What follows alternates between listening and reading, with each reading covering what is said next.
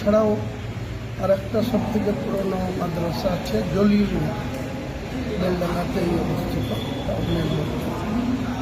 সেটা 111 বছর বয়স। তাদের আগামী 15 তারিখে জালসা আছে, সেখানেও আমি প্রধান অতিথি হিসেবে ইনভাইটেড আছি।